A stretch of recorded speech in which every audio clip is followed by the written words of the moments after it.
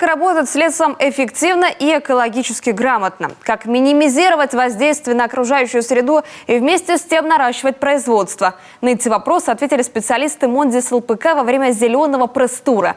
Нашему телеканалу удалось побывать на делянках и в лесопитомниках и воочию увидеть, как гигант на Вычегде работает с лесом. Евгений Столкас расскажет о секретах экопроизводства.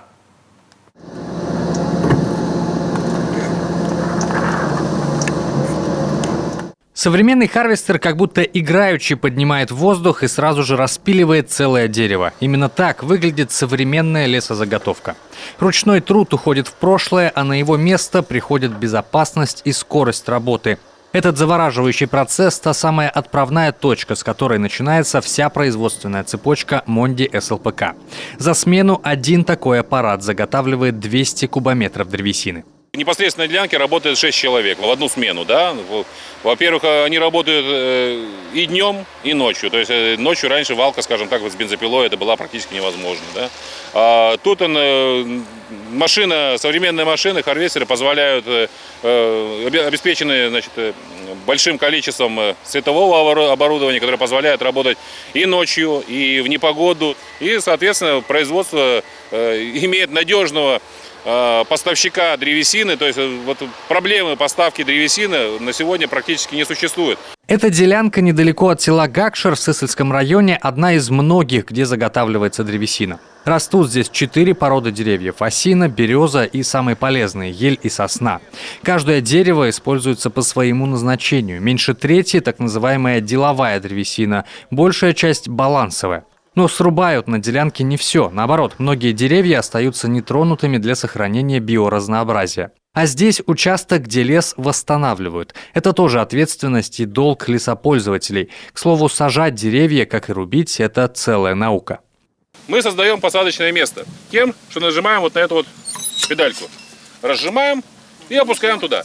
Долгое время в нашей стране деревья вырубали без оглядки, но сегодня в первую очередь необходимо заботиться о лесах. И инвестируя в лесовосстановление, компания в том числе заботится и о своем будущем. В 2008 году Монди СЛПК открыл собственный лесопитомник. Сегодня это крупнейший частный питомник в стране по выращиванию сеянцев сосны и ели с закрытой корневой системой. Уже в 2008 году когда делали тестирование нашего оборудования, был сделан первый посев сеянцев сосны из улучшенных семян. Семена были собраны на плантации, которая находится за нашей территорией.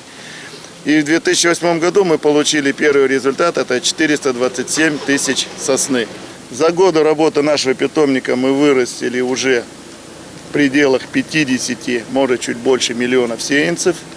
Питомник для республики уникальный. Мощности за 15 лет увеличились. Здесь выращивают более 8 миллионов саженцев за год. Планируют выйти на 12 миллионов. Спрос есть.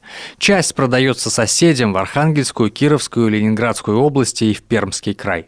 Уход за такой лесной плантацией – процесс очень тонкий, с бесконечным количеством нюансов. Сами для себя выводим эту методику, что вот сначала надо обильнее поливать, потом уже только поддерживать, подсушивать, чтобы вот не росла сорная растительность. При этом посадить молодой лес недостаточно, за ним нужен постоянный уход. Его специалисты компании тоже оказывают. Прореживают древостой, удаляют лишнее и дают молодняку закрепиться корнями, прорасти и начать следующее лесное поколение. Обновление – ключ к выживанию леса, а ответственное отношение к окружающей среде – ключ к процветанию в Зеленой республике. Евгений Столкас, Ксения Лосева, Вячеслав Беспалов, Юрган.